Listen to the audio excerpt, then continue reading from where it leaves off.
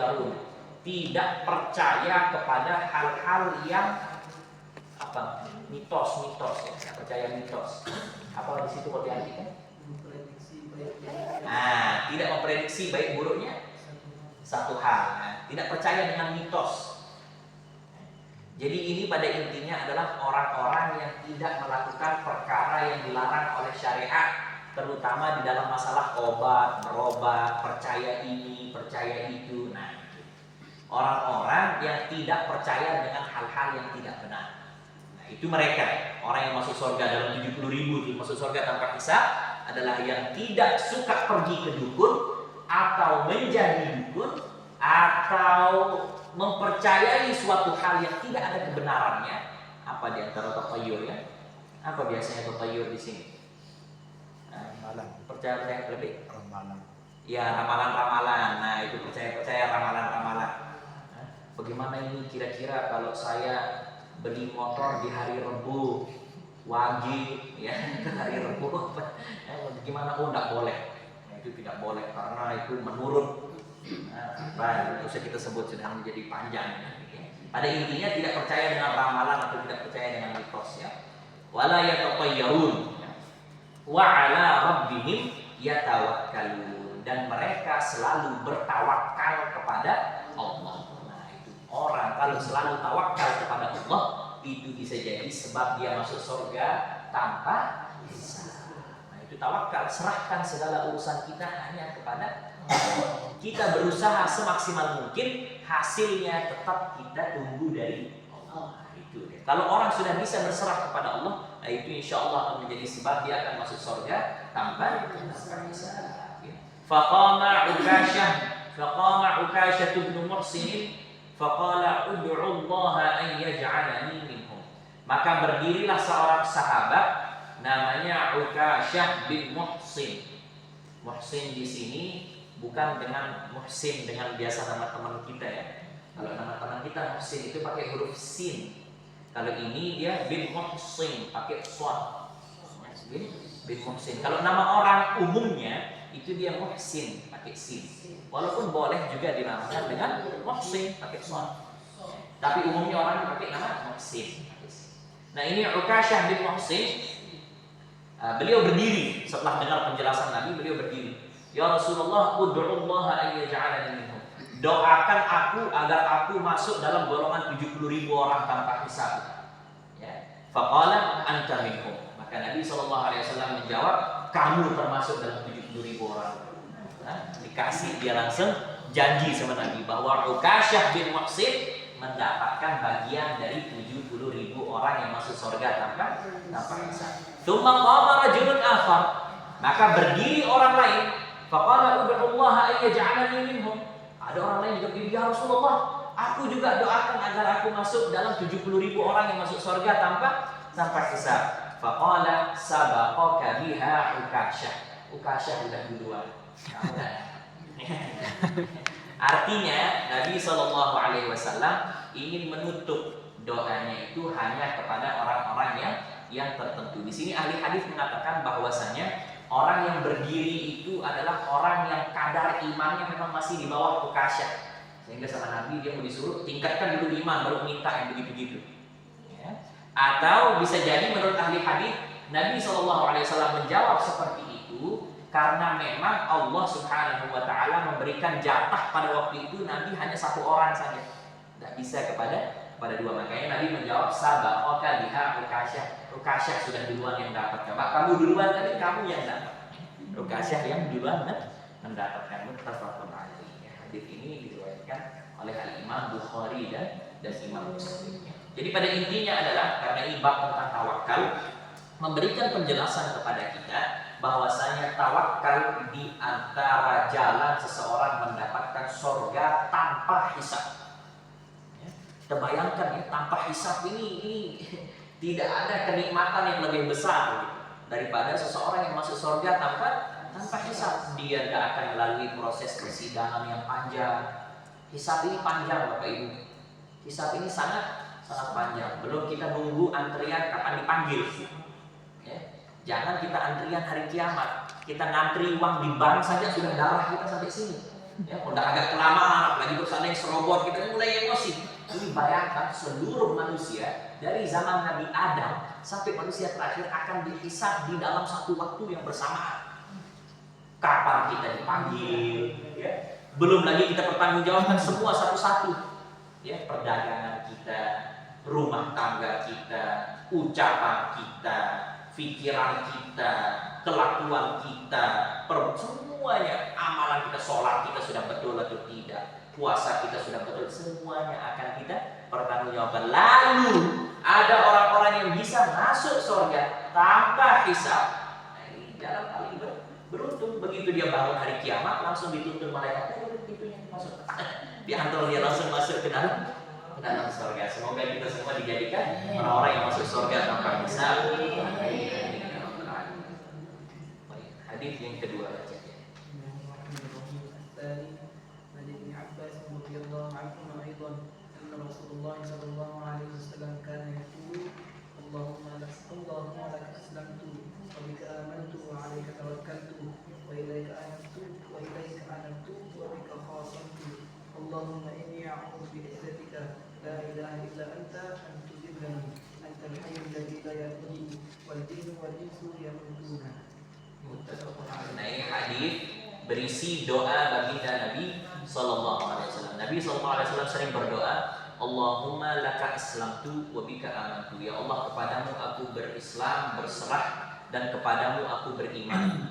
Wa alaika tawakkaltu, dan kepadamu aku bertawakal. Wa ilaika anabtu, apa artinya? Dan kepadamu aku, iya, sebelumnya. Kepadamu aku kembali, wa bika khasamtu, dan kepadamu juga dan denganmu juga aku melawan musuh-musuhku. Ya. Allahumma ya Allah, inni a'udzu bi'izzatika, aku berlindung kepadamu dengan kemuliaanmu. La ilaha illa anta, tiada Tuhan selain Engkau, janganlah Engkau menyesatkan aku. Jadi Nabi SAW masih doa takut disesatkan. Ya. Nabi ini sudah jelas pasti 1000% pasti akan masuk surga, masih berdoa kepada Allah agar tidak disesatkan oleh Allah Subhanahu wa taala. Jadi segalanya itu harus kita pinta kepada Allah. Segalanya itu harus kita mohon kepada Allah. Segalanya itu juga harus kita serahkan kepada Allah. Bahkan Nabi Shallallahu Alaihi Wasallam menyerahkan segala urusannya dan doanya serta penghambaannya kepada Allah Subhanahu. Baca hadis ketiga. Bismillahirrahmanirrahim. An Ibn Abbas radhiyallahu anhuma aidan qala hasbunallahu wa ni'mal wakeel. Qala Ibrahim alaihi salam hina ulqiya fin nar. Wa qala Muhammad sallallahu alaihi wasallam hina qalu inna an-nasa qad jama'u lakum fakhshawhum fazadahum imana. Wa qalu hasbunallahu wa ni'mal wakeel. Wa Bukhari. وفي رواية له عن ابن عباس رضي الله عنهما قال كان آخر قول إبراهيم عليه السلام حين ألقي في النار حسبي الله ونعم الوكيل. Sayyidina Abdullah bin Abbas radhiyallahu taala anhu, beliau mengatakan bahwasanya kalimat hasbunallah wa ni'mal wakil, cukuplah kepada Allah, ya, wa ni'mal wakil, dan Allah lah sebaik-baik tempat berserah diri. Nah, kalimat hasbunallah wa ni'mal wakil ini adalah kalimat yang diucapkan oleh Nabi Ibrahim alaihi salatu wassalam ketika dimasukkan ke dalam api. Ya, kita ingat cerita Nabi Ibrahim dimasukkan ke dalam api, dibakar sama raja Raja Namrud. Namanya Raja Namrud. Raja Namrud, ya, dia membakar Nabi Ibrahim karena Nabi Ibrahim tidak mau mengikuti ajaran dan agamanya. Ya, Namrud itu membakar. Ya, kalau dari cerita Nabi Ibrahim itu sebelum dibakar, apinya itu sudah dinyalakan selama 40 hari. Dan itu suasana dan tempat itu begitu panas. Ya. Maka ketika Nabi Ibrahim mau dimasukkan, ya, saking panasnya, Nabi Ibrahim itu dimasukkan dengan manjanit. Manjanit itu seperti ketapel. Jadi Nabi Ibrahim itu untuk dimasukkan ke dalam api itu dia seperti diketapel dari jarak jauh, karena tidak ada satupun orang yang berani mendekat kepada api itu saking besarnya. Ya, Nabi Ibrahim itu dimasukkan ke dalam api itu dengan cara diketapel. Nah, apa ucapan Nabi Ibrahim ketika akan dimasukkan ke dalam api? Hasbunallah wa ni'mal wakil. Segala urusanku hanya aku serahkan kepada Allah. Allah lah sebaik-baik tempat meminta pertolongan, perlindungan dan berserah diri. Apa hasil dari ucapan Nabi Ibrahim itu? Qulna ya naru kuni bardan wa salaman ala Ibrahim. Allah mengatakan kepada api, "Hei api, jadi dinginlah kamu untuk Ibrahim." Berkat dia berserah diri hanya kepada Allah Subhanahu wa taala. Dan Sayyidina Abdullah bin Abbas mengatakan, dan itu juga kalimat hasbunallah wa ni'mal wakil diucapkan oleh baginda Nabi Muhammad sallallahu alaihi wasallam ketika musuh besar sudah datang mau berperang melawan Nabi, yang tadi sudah dijelaskan itu. 12.000 orang mau datang menggempur kota Madinah. Kota Madinah laki-lakinya cuma ada sekitar 1.400-an orang. Maka Nabi ketika mendengarkan musuh besar mau datang, Nabi cukup membaca hasbunallah wa ni'mal wakil. Berserah diri kepada Allah dan bertawakal hanya kepada Allah. Dan orang kalau bertawakal, dia pasti akan diberikan keselamatan oleh Allah Subhanahu wa ta'ala. Ingat Allah, serahkan kepada Allah, maka Allah akan mengaturnya sebaik mungkin. Allah pasti akan mengatur dengan cara terbaik selama kita menyerahkan kepada Allah. Kalau kita tak berserah kepada Allah, maka kita bodoh sekali kalau ngomong atur, ya, diatur oleh Allah. Nanti insya Allah Allah yang atur. Ini bagaimana ini tokonya, bagaimana kerjaan? Oh, nanti insya Allah Allah yang atur. Tetapi dia tidak serahkan kepada Allah. Ya, tidak dia serahkan kepada Allah. Bagaimana Allah akan mengatur seorang hamba yang tidak mau diatur? Kalau kita mau Allah mengatur urusan kita dengan cara yang terbaik, maka kita pun juga harus berserah diri kepada Allah Subhanahu wa ta'ala. Baca hadis keempat. Bismillahirrahmanirrahim. Al-Rabi'u an Abi Hurairah radhiyallahu anhu an-nabiy sallallahu alaihi wasallam qala yadkhulul jannata aqwamun afidatuhum mithlu afidatit tayri. Rawahu Muslim. Dari Abu Hurairah radhiyallahu anhu dari Nabi sallallahu alaihi wasallam beliau bersabda, akan masuk surga suatu kaum yang hati mereka seperti hati burung. Akan masuk surga, kata baginda Nabi sallallahu alaihi wasallam, orang-orang yang hati mereka afidatuhum mithlu afidatit tayr. Hati mereka itu seperti hati burung. Apa maksudnya hati burung? Apa maksudnya hati burung? Maksud daripada hati burung adalah hati yang bertawakal. Kenapa diumpamakan dengan hati burung? Karena burung adalah makhluk Allah yang paling tawakal. Burung makhluk Allah yang paling tawakal. Dia keluar, ada saja dia dapat makanan. Kalau burung, dia keluar, dia begitu keluar dari sarangnya ini, itu dia keluar dari tempatnya dia istirahat, kalau dia keluar, dia balik pasti dalam keadaan kenyang. Nanti ada hadis yang ke-6 atau yang ke-7 kalau tidak salah, nanti itu pun juga akan membahas tentang tawakal daripada burung ini. Tapi pada intinya diumpamakan adalah bahwa orang yang masuk ke dalam surga, orang yang hatinya seperti hati burung, artinya hatinya selalu bertawakal kepada Allah Subhanahu wa ta'ala. Hadis kelima. Hadis kelima. Al-Khamis. Jaga panjang. An Jabir radhiyallahu anhu annahu ghaza ma'an Nabi sallallahu alaihi wasallam qibala Najd. Sayyidina Jabir bin Abdullah Al-Ansari radhiyallahu taala anhu, seorang sahabat baginda Nabi sallallahu alaihi wasallam, beliau keluar bersama Nabi di dalam suatu peperangan. Kalau dia kata-katanya ghaza, artinya peperangan yang Nabi ikut. Kalau peperangan yang Nabi tidak ikut namanya sariyah, jamaknya saroyah, sariyah. Jadi kalau peperangan itu kalau disebut di sini sariyah, maka itu perang yang Nabi tidak ikut. Tapi kalau ghaza berarti peperangan yang Nabi ikut. Nah, makanya Jabir bin Abdullah bercerita, aku keluar di sebuah peperangan bersama baginda Nabi sallallahu alaihi wasallam qibala Najdin, di arah kota Najd. Ya, sekarang di dalam kerajaan Saudi Arabia, ya. Nama peperangan ini tidak disebutkan, namanya sebenarnya perang Dzatur Riqa'. Ya, perang Dzatur Riqa', ya, tahun ke-6 Hijriah. Falamma qafala Rasulullah sallallahu alaihi wasallam qafala ma'ahum. Maka ketika baginda Nabi sallallahu alaihi wasallam beristirahat, fa'adrakathumul qafilatu fi wadin katsiril 'idah. Ya. Ketika Nabi sallallahu alaihi wasallam masuk waktu istirahat, biasanya Nabi kalau istirahat, kalau di perjalanan ya, Nabi itu istirahat perjalanannya itu di waktu zuhur. Nabi tidak pernah memaksakan pasukannya jalan di siang hari. Makanya kalau pasukan Nabi jalan itu selalu malam hari. Ya, karena kalau siang itu terlalu panas. Di Jazirah Arab terlalu panas dan waktu itu mereka cuma naik onta, naik kuda, bahkan banyak yang jalan kaki. Ya, banyak yang jalan kaki. Karena tidak semua orang bisa beli onta pada waktu itu. Ya, sehingga banyak yang jalan kaki. Maka Nabi istirahat di wadin katsirul 'idah. Ya, istirahat di sebuah lembah yang dimana di lembah itu banyak pohon tapi berduri. Pohon berduri.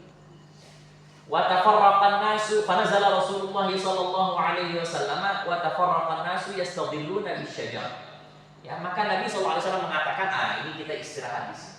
Maka Nabi turun dari kendaraannya, semua sahabat langsung turun, semua langsung buat tenda. Wa tafarraqan nas yastadilluna bisyajar.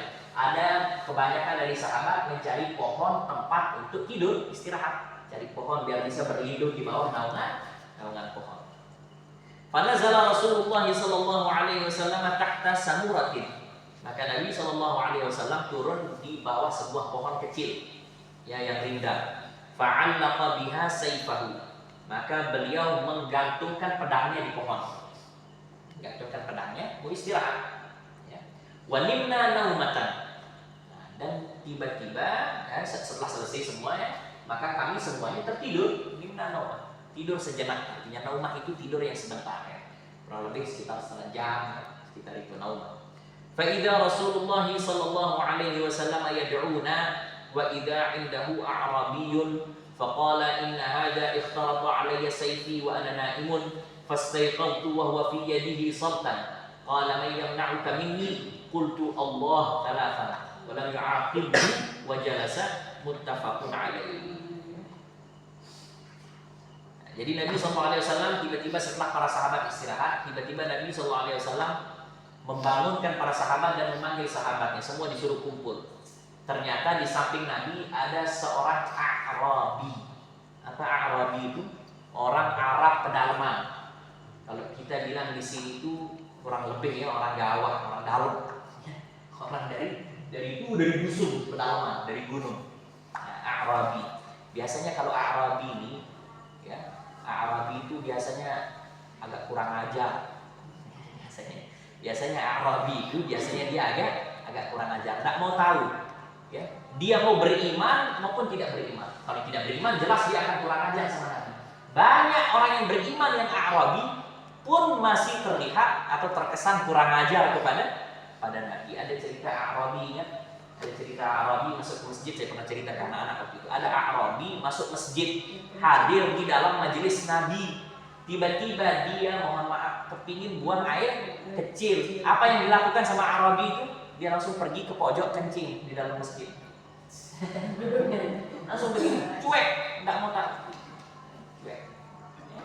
Cuek. Kadang-kadang Nabi pernah khutbah Jumat. Nabi berdiri lagi khutbah Jumat, tiba-tiba ada orang bertanya, ya Rasulullah, apa hukumnya begini? Nabi lagi khutbah Jumat.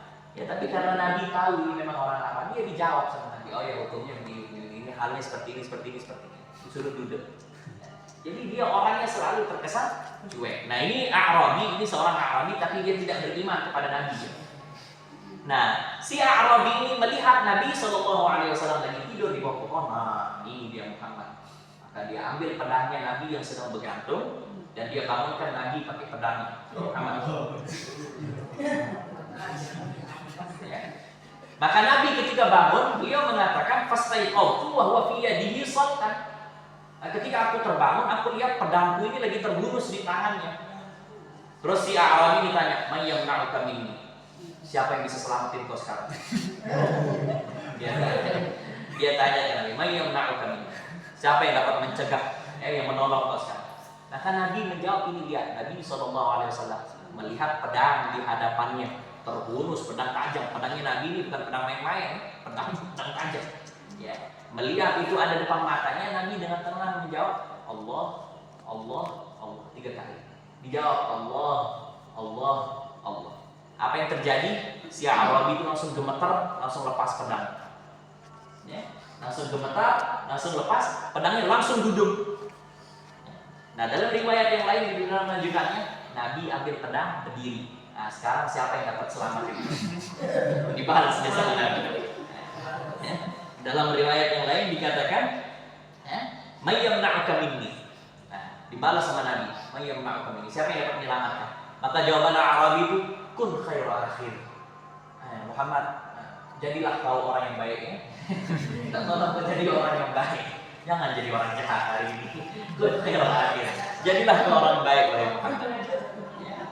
Maka Nabi SAW mengatakan, "Tashhadu an la ilaha illallah wa anni rasulullah." Nah, kalau gitu kalau kamu selamat, kau bersyahadat bahwasanya tiada Tuhan selain Allah dan Muhammad adalah utusan Allah. Apa kata Arabi itu? Lah, tidak mau. Tidak mau. Walaupun dia sudah begitu, dikasih perlindungan, tidak mau. Tapi aku berjanji, aku tidak akan pernah mau menyerangmu, tidak akan pernah mau jadi musuhmu, dan tidak akan pernah ikut peperangan orang-orang yang memusuhi engkau. Tidak mau. Tapi masuk Islam, tidak mau. Cari Islam, cari aman. Nah, maka baginda Nabi SAW langsung melepaskannya. Melepaskannya, ya sudah. Selama engkau memang tidak membuat apa-apa, janji tidak membuat apa-apa, pergi. Nah, dilepaskan oleh baginda Nabi Muhammad SAW. Dari cerita ini memberikan pelajaran kepada kita bahwa orang kalau yakinnya sudah besar, maka itu akan bisa menembus hati musuhnya. Bayangkan Nabi jawabnya cuma apa? Allah. Ya. Bukan Nabi keluarkan pamer ototnya, pamer badannya, pamer enggak. Allah, baginda Nabi hanya menjawab Allah, Allah, Allah. Langsung bergerak, langsung lepas pedangnya, langsung duduk, langsung minta ampun. Kun khairu akhir. Nah, jadilah kau orang baik hari ini wahai Muhammad. Kenapa? Karena Nabi SAW memberikan jawaban kepadanya itu dengan penuh keyakinan. Dengan yakinnya itu Nabi SAW diselamatkan oleh Allah Subhanahu wa Ta'ala dengan cara ditanamkan rasa takut di dalam hati musuhnya. Lalu dalam hadis yang lain disampaikan, "Nusirtu birru'bi masirata syahrin," kata baginda Nabi. Aku diberikan pertolongan oleh Allah. Apa caranya diberikan pertolongan oleh Allah? Dari jarak 1 bulan perjalanan, musuhnya itu sudah merasa takut. Jadi kalau ada musuh takut, musuh datang menyerang Nabi, itu sebenarnya mereka menyerangnya itu dengan rasa takut, bukan karena mereka berani, cuman karena terpaksa saja mau bela diri. Ini Muhammad SAW, ini orang ini kurang ajar, harus kita bunuh. Jadi mereka pergi itu dengan motivasi untuk menghancurkan Islam, tetapi sebenarnya mereka tidak berani. Ya saking mereka, Muhammad berapa temannya? 1.500, kita bawa 12.000. Mereka rela bawa pasukan berlipat-lipat jumlahnya hanya untuk sekedar memerangi baginda Nabi Muhammad SAW. Padahal mereka sebenarnya itu dipenuhi dengan rasa takut. Dan kenapa juga mereka takut? Karena Nabi dan para sahabatnya memiliki keyakinan dan rasa tawakal yang tinggi kepada Allah Subhanahu wa Ta'ala.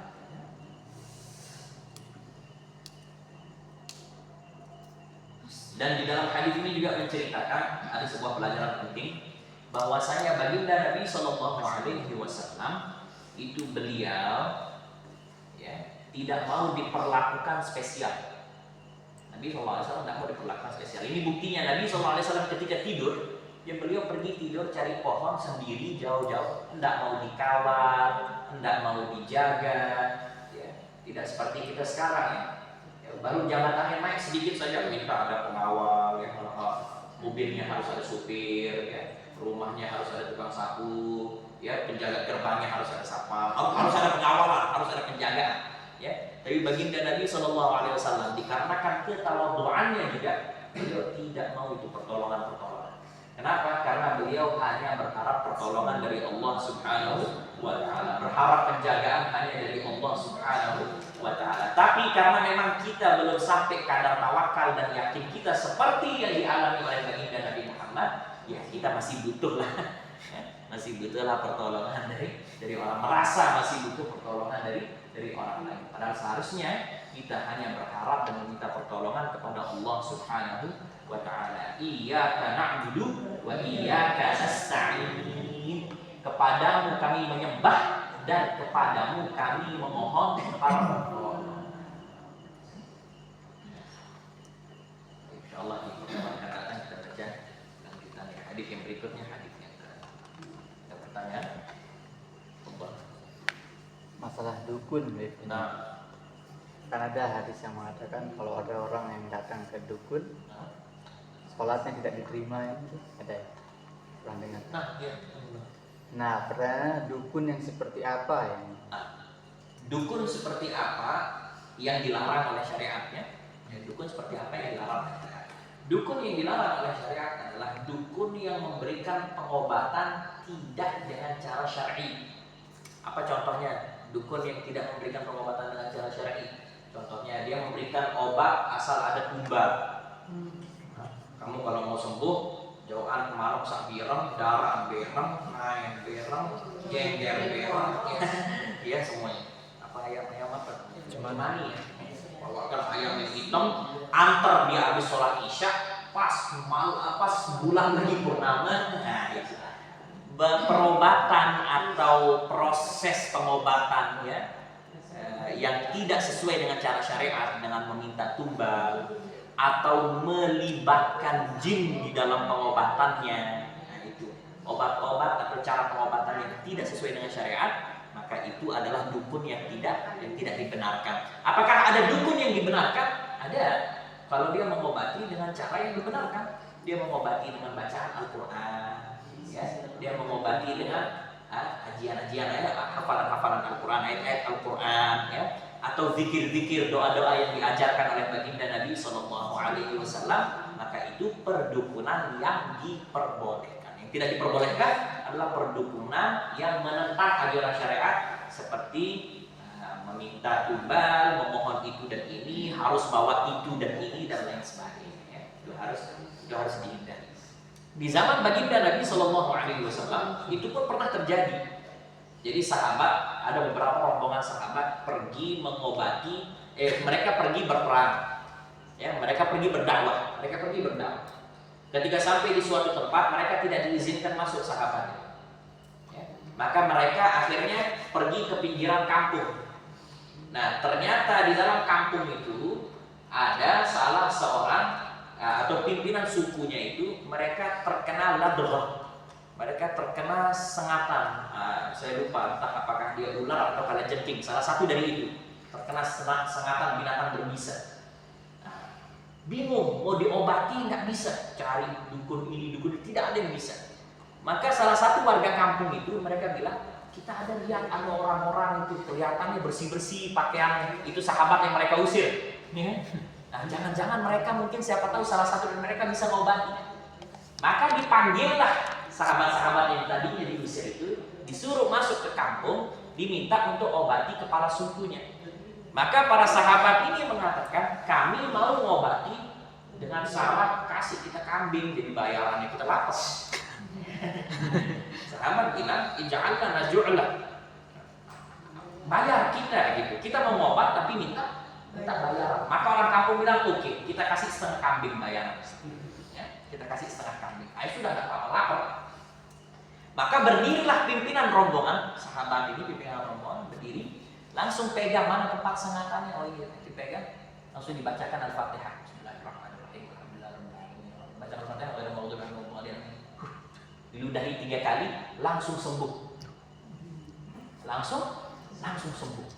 Maka dibayar, dikasih dia bayaran. Nah, ketika mereka sudah dapat bayaran, ini bingung sekarang sahabat. Ini boleh nggak kita makan? Karena ini prakteknya kurang lebih sama kayak dukun. Ya, dukun ini kurang lebih sama seperti perdukunan di waktu itu. Islam masih awal-awal, mereka belum tahu hukum, ya kan?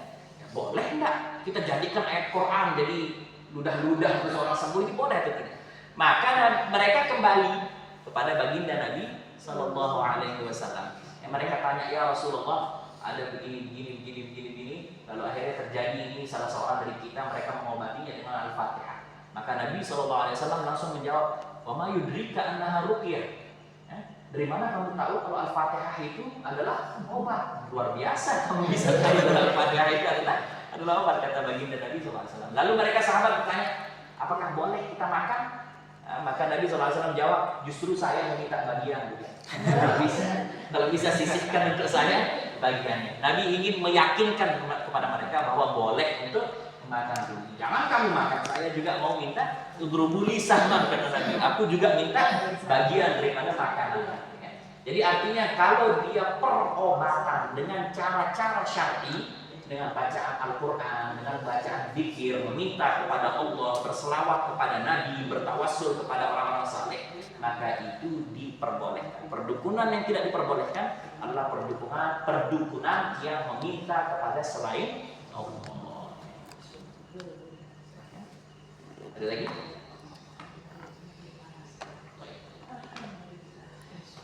InsyaAllah di pertemuan akan datang kita akan lanjutkan babun fil yaqini wa tawakkuli, bab tentang yakin dan tawakal.